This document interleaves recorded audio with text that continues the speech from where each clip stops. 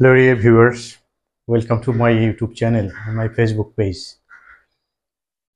তো আজকে আমি যে ভিডিও লেসনটি সকালবেলার সাথে শেয়ার করতে যাচ্ছি এটি হচ্ছে প্রোভার্বস নিয়ে।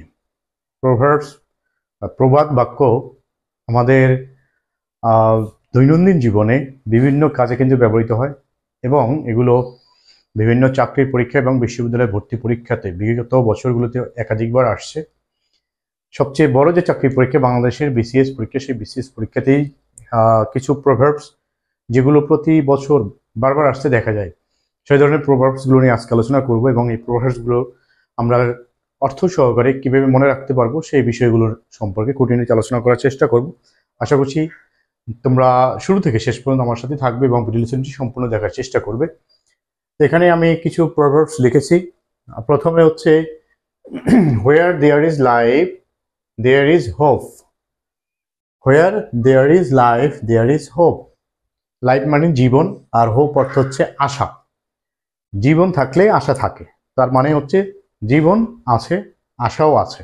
আমরা যেরকম বলে থাকি যতক্ষণ শ্বাস ততক্ষণ আশ, তার মানে হচ্ছে নিঃশ্বাস যতক্ষণ পর্যন্ত আছে আমাদের ততক্ষণ পর্যন্ত আমাদের মনে আশা থাকবে।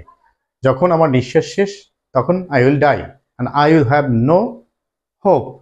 যখন মানুষ মারা যায় তার কোনো হোপ থাকতে পারে না, তখন তার পৃথিবীর সব কিছুই, পৃথিবীর চ্যাপ্টারটাই সব শেষ হয়ে যায়। সুতরাং এখানে সেটাই বলা হয়েছে যে where there is life there is hope, মানে যতক্ষণ শ্বাস ততক্ষণ আশ, বা জীবন আছে যেখানে আশা আছে সেখানে। 2 নম্বর হচ্ছে where there is a will there is a way.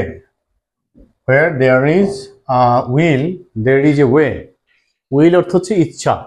আমরা জানি উইল কিন্তু একটি auxiliary verb, but will auxiliary verb আবার অ্যাট দ্য সেম টাইম এটা কিন্তু নাউনও হতে পারে। তো সেই নাউন যখন হয় তখন এটা অর্থ হচ্ছে ইচ্ছা, আর যখন ভার্ব তখন তো ফিউচার ইনডিফিনিট টেন্সে ব্যবহৃত হবে এবং ফিউচার টেন্সে ব্যবহৃত হওয়ার সময় এরপরে আরেকটি ভার্বের বেস ফর্ম থাকবে। আর যখন এটি নাউন হিসেবে ব্যবহৃত হবে তখন এরপরে আর কোনো ভার্ব থাকবে না এবং এটি এর পূর্বে কোনো একটি ডিটারমিনার থাকতে পারে, আবার অনেক সময় ডিটারমিনার নাও থাকতে পারে, বাট এরপরে আর কোনো ভার্ব থাকবে না। যেমন where there is a will there is a way. তো এখানে যদি আমরা এ নাও দেই, where there is will there is way. Way মানে হচ্ছে পথ বা পন্থা, পথ বা পন্থা, যে যেখানে আমাদের ইচ্ছে থাকে সেখানেই পথ পাওয়া যায়। সুতরাং এভাবে মনে রাখতে হবে যে ইচ্ছা থাকলেই পথ বেরিয়ে আসবে। আর এটা প্রবাদটির অর্থ হচ্ছে ইচ্ছে থাকলে উপায় হয়, ইচ্ছে থাকলে উপায় হয়। যখন আমার কোনো একটি কাজ করার ইচ্ছে থাকবে তখন অবশ্যই আমি সেটা একটা পথ বের করে নেব যে আমি এভাবে করতে পারি অথবা ওভাবে করতে পারি, এভাবে এই পথ দিয়ে আমি যেতে পারি অথবা ওই পথ দিয়ে যেতে পারি। যদি আমার কোথাও যাওয়ার ইচ্ছা থাকে, অবশ্যই আমাদের ইচ্ছাটা হচ্ছে অনেক বেশি ইম্পর্টেন্ট। নেক্সট হচ্ছে 3, এটা অনেক ছোট কিন্তু গুরুত্বপূর্ণ। Waste not want not. Waste not want not. West মানে হচ্ছে অপচয় আর ওয়ান্ট হচ্ছে চাওয়া বা অভাব। তো এটা হচ্ছে অত্যন্ত গুরুত্ব আমাদের জীবনে। ওয়েস্ট নট ওয়ান্ট নট, অপচয় করিও না, অভাবে পড়িও না। আমরা কিন্তু পৃথিবীতে মানুষ পৃথিবীর বা সৃষ্টিকর্তার দেয়া নিয়ামত বা সৃষ্টিকর্তার দেয়া যে সম্পদ আমরা ভোগ করি সেগুলো আমরা ভোগের চেয়ে অপচয়টা সবচেয়ে বেশি করে থাকি। ফ্যান প্রয়োজন নয় আমরা জ্বালিয়ে রাখি, তারপরে লাইট প্রয়োজন না থাকলেও আমরা জ্বালিয়ে রাখি, পানি প্রয়োজন না থাকলেও পানির কল ছেড়ে রাখি, ইত্যাদি বিষয়। এই যে আমরা সৃষ্টিকর্তার যে প্রদত্ত জিনিসগুলো রয়েছে অথবা প্রকৃতি প্রদত্ত অথবা রাষ্ট্রীয় প্রদত্ত সেই সম্পদগুলোর কিন্তু আমরা সবচেয়ে বেশি অভাব বোধ করি যখন থাকে না।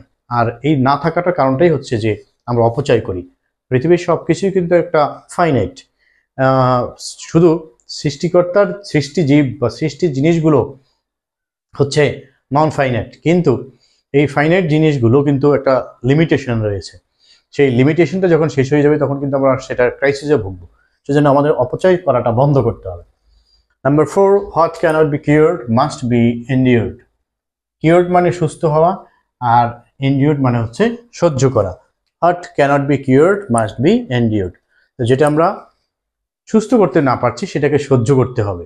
তাহলে যে বিষয়টি বা যে রোগ অথবা যা কিছুই যদি আমি সুস্থ করতে না পারি তাহলে অবশ্যই সেটা সহ্য করতে হবে। তাহলে অনিরাময়ের যেটি সেটাকে আমাকে সহ্য করতে হবে, অথবা যে যে কিনা আমাদের নিরাময়হীন, সেটা মাস্ট বি এন্ডিওর্ড, মানে অবশ্যই সহ্য করতে হবে।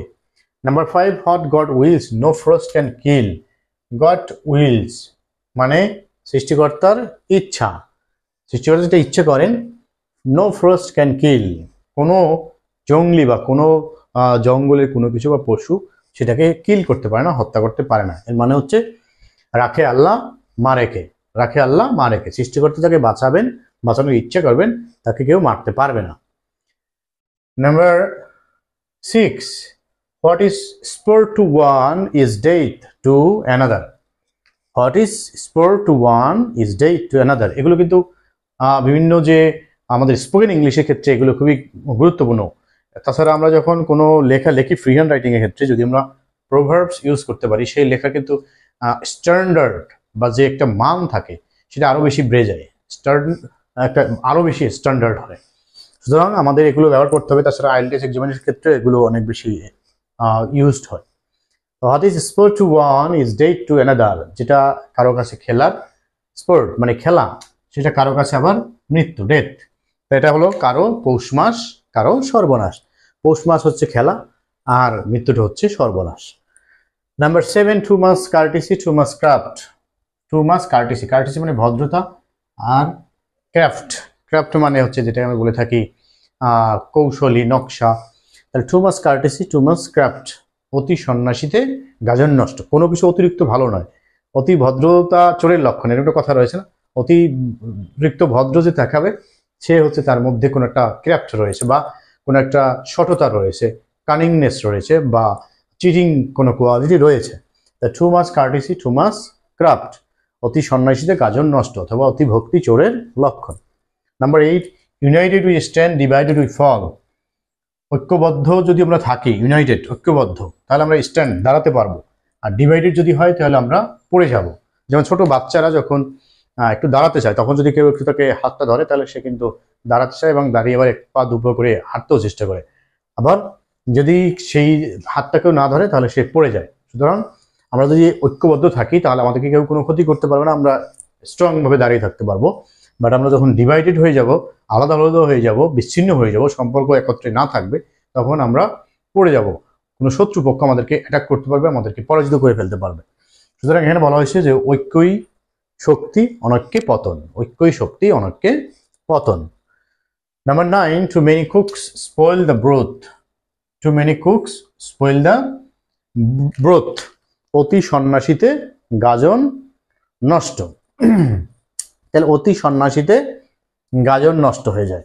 তাহলে যেখানে অতিরিক্ত বেশি লোকজন থাকে, বেশি যেটাকে বলা হয় নেতা বেশি থাকে, সেই জায়গায় কিন্তু কাজ ভালো হয় না। কারণ নেতা থাকবে সবসময় ওয়ান, আর ওয়ার্কার্স কর্মী থাকবে, ফলোয়ার্স থাকবে অনেক। সুতরাং যদি একটা জায়গায় দেখা যায় যে ফলোয়ার্সের চেয়ে লিডার বেশি, কর্মীর চেয়ে কর্মকর্তা বেশি, সেখানে কিন্তু কাজ ভালো হবে না। সেজন্য এটাই বলা হয়েছে too many cooks spoil the broth, যে অতি সন্ন্যাসীতে গাজন নষ্ট।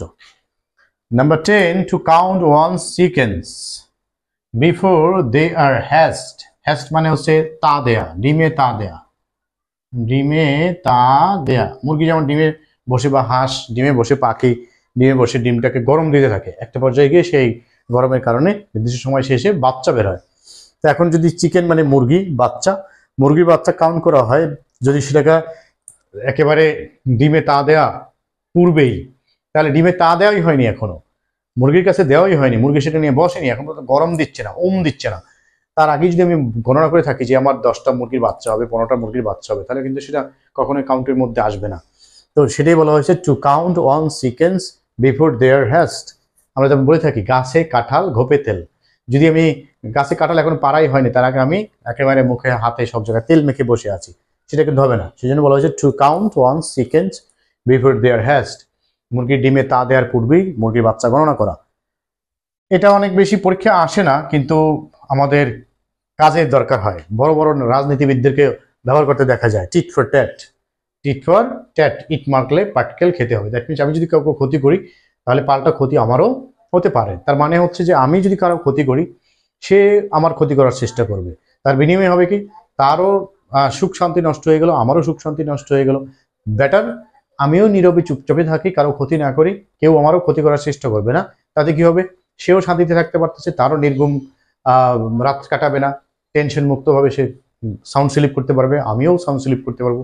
শত্রুর কথা ভাবতে হলে বা শত্রু যদি কারো থাকে, সে যদি কাউকে শত্রু মনে করে, সেই শত্রুর কথা কিন্তু সবসময় ভাবতে থাকে। একটা পর্যায়ে গিয়ে তার মধ্যে এত বেশি একটা ক্রোধ কাজ করে যে রাতে সে ঘুমোতে পারে না, শত্রুর কিভাবে কি ক্ষতি করবে সেই প্ল্যান করতে করতে রাত শেষ হয়ে যায়। সেজন্য টিট ফর ট্যাট, ইট মারলে পাটকেল খেতে হবে, তার মানে হচ্ছে আমি কারো ক্ষতি করলে আমারও ক্ষতি হতে পারে। আর এই ধরনের একটি ছোট আরেকটি কিন্তু অনেক বেশি গুরুত্বপূর্ণ, two cry in the wilderness, মানে হচ্ছে ট্রাই উইদাউট এনি রেজাল্ট, যে চেষ্টা করলাম কোনো ফল পেলাম না, সেটা বলে ক্রাই ইন দ্য উইল্ডারনেস, মানে মায়া কান্না, বৃথা চেষ্টা, নিষ্ফল চেষ্টা। তাহলে এগুলো আমাদের বিশেষ পরীক্ষাতে আসে বা ইউনিভার্সিটি অ্যাডমিশন টেস্টের ওয়ার্ড মিনিং হিসেবে। যেমন what does the phrase to cry in the wilderness mean, এই try in the wilderness means, এই শব্দটি বা এই ফ্রেজটি দিয়ে কী বোঝানো হয়েছে, নিচে 4টি অপশনে অর্থ দেওয়া থাকে, যে অর্থটি কারেক্ট হয় সেটা বৃথা চেষ্টা, তার মানে হচ্ছে ট্রাই উইদাউট এনি রেজাল্ট। আর টিট ফর ট্যাট, এটা তো আমরা বুঝি যে কারো ক্ষতি করলে আবার রিটার্ন ক্ষতি পাওয়া। 12 number, the wearers best knows where the shoe pinches, pinch মানে হচ্ছে কোনো কিছু লোহা বিধা বা এভাবে ঢুকে যাওয়া, যেটাকে আমাদের যদি জুতার নিচ থেকে লোহা ঢুকে যায়, সেই লোহা কিন্তু জুতা ছিদ্র করে পায়ে গিয়ে আবার ঢোকে। তো সেই জন্য ওয়ারার্স মানে হচ্ছে যে কষ্ট পায়, যে কষ্ট পায় সেই বুঝতে পারে যে আসলে তার জুতায় কোথায় লোহাটা ঢুকেছে। এর মানে হচ্ছে যার কষ্ট সেই বোঝে। আমরা মনে থাকি না, যার জ্বালা সেই বোঝে অন্যে বোঝে না, এরকম গানও রয়েছে, যার জ্বালা সেই বোঝে অন্যে বোঝে না। তো এটাই হচ্ছে the wearers best knows where the shoe pinches. এটা আমি দেখেছি। এখন এগুলো কিন্তু এইচএসসি এবং এসএসসি পরীক্ষার কমপ্লিটিং সেন্টেন্স অংশেও আসে, তাছাড়া রাইট ফ্রম ভার্ব অংশেও আসে। বিশেষ পরীক্ষা কোনো একটা পরীক্ষাতে আসছে যে time and tide wait for none, time and tide waits for none, time and tide waiting ইত্যাদি বিষয়। তো এই ধরনের ভার্ব অংশে বা কোনো জায়গায় কিন্তু এসে থাকে এগুলো। এসএসসি পরীক্ষাতে আমি এইভাবে দেখেছি, এই যে ফ্রেজটি, এটা আসছে ইডিয়মসটি, প্রভাব, সরি, দ্য ওয়ারার্স বেস্ট নোস এতটুকু দেওয়া থাকে, তারপর হোয়ার দ্য শু পিন্সেস এতটুকু কমপ্লিট করতে হয়, ইনকমপ্লিটিং সেন্টেন্সে আসে। Number 13, time and tide wait for none, time and tide wait for none. কোনো কোনো বই আমরা দেখি যে time and tide waits for নানও লেখে, আবার কোনো কোনো বইয়ে time and tide wait for none. Think before you act, act মানে কাজ করা, থিঙ্ক মানে ভাবা, যে ভেবে চিনতে কাজ করো। অথবা এটা আরেকটা প্রভাব রয়েছে, লুক বিফোর ইউ লিভ, মানে ভেবে ভাবিয়া করিও কাজ, করিয়া ভাবিও না, মানে লাভ দেওয়ার আগে অবশ্যই চিন্তা করে দিতে হবে। আর time and tide wait for none, time একটি বিষয়, টাইড হচ্ছে আরেকটি বিষয়, কিন্তু slow and steady wins the race, কারণ হচ্ছে স্লো অ্যান্ড স্টেডি দুজনে মিলে একটি ব্যক্তিকে বা একটি কোনো প্রাণীকে নির্দেশ করবে, বা টাইম অ্যান্ড টাইড প্লুরাল নাম নির্দেশ করে, একটা হচ্ছে সময় আর একটা হচ্ছে স্রোত, দুটো ভিন্ন বিষয়। আর স্লো অ্যান্ড স্টেডি হচ্ছে কোনো একটা বিষয়ের বা একটা ব্যক্তির কোনো একটা গুণকে নির্দেশ করে, দুটো মিলেই একটা গুণ প্রকাশ করে। আর এটা হচ্ছে দুটো ভিন্ন বিষয়, এই জন্য এটার প্লুরালি ধরা হয়, সেক্ষেত্রে এখানে ভাবের সাথে এস হয় না। তো যে বইগুলোতে আছে কেন দিয়েছে সেটা আমি বুঝতেছি না। Number 14, patience has its own reward, patience মানে হচ্ছে ধৈর্য, আর প্যাশেন্ট অর্থ হচ্ছে ধৈর্যশীল অথবা রোগী। কারণ রোগী যে হয় তার অনেক ধৈর্য থাকতে হয়, রোগ হলে যে কত কষ্ট সহ্য করতে হয়, এবং সেই রোগী কিন্তু কিছু করতে পারে না। সাপোজ আমার যদি জ্বর হয়, আমি চাইলেই যে শরীর থেকে জ্বর টেনে ছিঁড়ে ফেলবো, যেমন জামাটা আমার ভালো লাগছে না আমি জামাটা খুলে ফেললাম, বাট অসুস্থ হলে, রোগ হলে সেটা কিন্তু করা যাচ্ছে না, সেজন্য রোগীর অনেক বেশি ধৈর্য থাকতে হয়। সুতরাং এই রোগীর নাম যে প্যাশেন্ট দেওয়া হয়েছে, হয়তো বা এখান থেকেই দেওয়া হয়েছে যে ধৈর্য থাকতে হবে, সেজন্য যেহেতু প্যাশেন্স অর্থ ধৈর্য, সেই প্যাশেন্স থেকে প্যাশেন্ট, ধৈর্যশীল। Patience has its own reward, ধৈর্যের পুরস্কার রয়েছে, তার মানে হচ্ছে ধৈর্য ধরলে ভালো ফল পাওয়া যায়, সেই প্রবাদটি। যদি আমি ধৈর্য ধরি তাহলে তার একটা পুরস্কার পাবো, রিওয়ার্ড পাবো। তো এটার আমার যে প্রবাদের অর্থ সেটা হচ্ছে ধৈর্য ধারণ করলে ভালো ফল পাওয়া যায়। এটা আরেকটা ভিন্নভাবেও হতে পারে, সেটা হচ্ছে প্যাশেন্স ইজ বিটার, বিটার মানে কষ্ট, তিক্ত, বাট ফ্রুট ইজ সুইট, যে ফ্রুট ইজ সুইট, ধৈর্য ধরা খুব কষ্টের কিন্তু এর ফল খুব মিষ্টি। তার মানে হচ্ছে ধৈর্য ধারণ করলে ভালো ফল পাওয়া যায়। Patience is bitter but fruit is sweet. Number 15, strike the iron while it is hot. Strike মানে আঘাত করা, আয়রন মানে লোহা, লোহাকে আঘাত করো যখন এটা গরম থাকে। কামার যেমন লোহা দিয়ে বিভিন্ন ধরনের যে জিনিসপত্র তৈরি করে, আমি একটা লোহার রড নিয়ে গিয়েছিলাম সেই রডটা দিয়ে একটা শাবল তৈরি করার জন্য। আমি সামনে দাঁড়িয়েছিলাম, দেখলাম তিনি চুলোর মধ্যে রড ঢুকিয়ে দিলেন, ঢুকে কিছুক্ষণ এরকম হাওয়া দিলেন, বাতাস দেওয়ার পর আগুন আরো বেশি বেড়ে গেল। একটা পর্যায়ে গিয়ে দেখলাম যখন তিনি লোহাটা তুললেন একেবারে লাল হয়ে গিয়েছে। তো তিনি একটা লোহার উপরে রাখলেন আর একটা শক্ত লোহার উপরে, দুইজন দুই দিক থেকে বড় হামার দিয়ে টাক দিতে লাগলো, দেখলাম লোহাটা একেবারে চ্যাপ্ট হয়ে গেল। কিন্তু শক্ত অবস্থায় কিন্তু ওটাকে যতই টাক দিবে তার কিছুই হবে না। কিন্তু যখন আগুনে পুড়ে ওটা নরম হয়ে গেল, তখন যখন সে টাক দিল তখন সেটা একটা আকৃতি আসলো, যে আকৃতিটা তিনি দিতে চান সেই আকৃতি আসলো। সুতরাং লোহাকে আঘাত করতে হবে তখনই যখন সেটা গরম থাকে। শক্ত অবস্থায় বা ঠান্ডা অবস্থায় তাকে আঘাত করলে তাকে কোনো শেপ দেওয়া যাবে না, আকৃতি দেওয়া যাবে না। সেজন্য বলা হয়েছে লোহাকে যখন গরম থাকে তখন এটাকে আঘাত করো যদি তুমি এটা দিয়ে কোনো কিছু তৈরি করতে চাও। এর মানে হচ্ছে যে ঝোপ বুঝে কোপ মারো, তার মানে হচ্ছে যে সঠিক সময় সঠিক কাজটি করতে হবে। যখন 6টি বল করে একজন ব্যাটসম্যান, কিন্তু 6টি বলই খেলে না। যে বলটিকে তার মনে হয় যে যেমন তামিমের কাছে যে বলটি আসলে সে এইভাবে যেটা মারতে পারে সেটা কিন্তু ভালোভাবে খেলতে পারে। সুতরাং সঠিক সময় সঠিক সিদ্ধান্ত নিতে না পারলে কিন্তু কখনোই সঠিক জায়গায় লক্ষ্যে পৌঁছানো যায় না। সুতরাং এটা আরেকটা হয়, strike while the iron is hot. শুধু স্ট্রাইক বললেও হয়, স্ট্রাইক দ্য আয়রন এটা এখানে না বলে strike while the iron is hot, একই কথা, যে আঘাত করে যখন লোহা গরম থাকে। তো সুতরাং আমাদের পড়াশোনার ক্ষেত্রে, চাকরির পরীক্ষার ক্ষেত্রে বা চাকরি নেয়ার ক্ষেত্রে সকল ক্ষেত্রেই আমাদেরকে সঠিক সময় সঠিক সিদ্ধান্তটি নিতে হবে। যেমন আমাদেরকে ইউনিভার্সিটি অ্যাডমিশন টেস্টের সময় আমাকে প্রচুর পরিমাণে পড়াশোনা করতে হবে, তাহলে আমি 5, 6, 7 বছর একেবারে রিল্যাক্সে কাটিয়ে দিতে পারবো বিশ্ববিদ্যালয়ের বিশাল বড় ক্যাম্পাসের মধ্যে আরামে আয়েসে, পাখির কিচিরমিচির ডাক, সবুজ প্রকৃতি এবং সরকারের যে দেয়া প্রদত্ত উপহার, বিভিন্ন ভালো মানের খাবার, ভালো বিছানায় আমি ঘুমোতে পারবো। কিন্তু যদি আমি সেই কষ্টটা না করি তাহলে কিন্তু আমাকে এলাকার কোনো ছোট একটি কলেজে পড়াশোনা করতে হবে, ডিগ্রিতে পড়তে হবে, যেখানে আমি সেই ধরনের কোনো সুযোগ সুবিধা পাবো না। আবার একইভাবে যখন আমরা পড়াশোনা শেষ করে চাকরির পরীক্ষার জন্য পড়বো, তখন আমাকে অবশ্যই চাকরি পরীক্ষার জন্য সঠিক সময়ে সঠিকভাবে পড়াশোনা করতে হবে, সাজিয়ে গুছিয়ে, এবং কোন চাকরিটি আমার জন্য পারফেক্ট সেই সিদ্ধান্তটিও নিতে হবে। সেজন্য আমরা যদি কোনো, বিশেষ করে life is a competitive and continuous struggle, জীবন হচ্ছে একেবারে চলমান একটা সংগ্রাম। এই সংগ্রামে we must take right decision in the right time.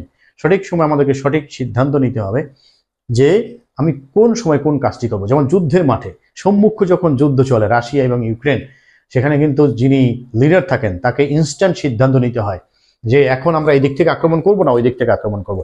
Suppose শত্রুর এদিক থেকে আসছে, আমরা যদি সামনে থেকে আক্রমণ করি তাহলে অবশ্যই আমাদের ক্যাজুয়ালিটিস হওয়ার সম্ভাবনা থাকে, কারণ তারাও তো গুলি করবে। কিন্তু আমরা যদি আরেকটু অন্য দিক থেকে ঘুরে গিয়ে তাদেরকে আক্রমণ করতে পারি তাহলে কিন্তু অবশ্যই তারা বুঝতে পারবে না। এই যে সিদ্ধান্ত, এই জন্য আমাদের বাস্তব জীবনেও বিভিন্ন ক্ষেত্রে আমাদেরকে রাইট টাইমে রাইট ডিসিশন যদি আমরা নিতে না পারি তাহলে কিন্তু আমরা ব্যর্থ হবো, যেরকম এই লোহা দিয়ে কোনো কিছু তৈরি করার মতো। তো আমি আশা করছি তোমরা যারা নিয়মিত পড়াশোনা করছো আমার ইউটিউব চ্যানেল বা আমার ফেসবুক পেজ থেকে, তোমরা অবশ্যই সঠিকভাবে পড়াশোনা করে সঠিক সিদ্ধান্ত নিয়ে সঠিকভাবে এগিয়ে যাচ্ছ, এবং অবশ্যই বিগত বছরগুলোতে যারা এই চ্যানেল থেকে আমার ফেসবুক থেকে পড়াশোনা করেছে তারা যেভাবে সফলকাম হয়েছে, এখন যারা দেখছে তারাও সফলকাম হবে। ইন ফিউচারে আমি যখন থাকবো না তখনও যারা এই ভিডিও লেসনগুলো দেখবে তারাও এখান থেকে কিছু না কিছু শিখে জীবনে সেগুলো প্রয়োগ করতে পারবে এবং সফলকাম হবে। সেই প্রত্যাশা রেখে আজকে এখানে শেষ করছি। সকলকে অসংখ্য ধন্যবাদ। আসসালামু আলাইকুম। Thanks for watching. Thanks to all.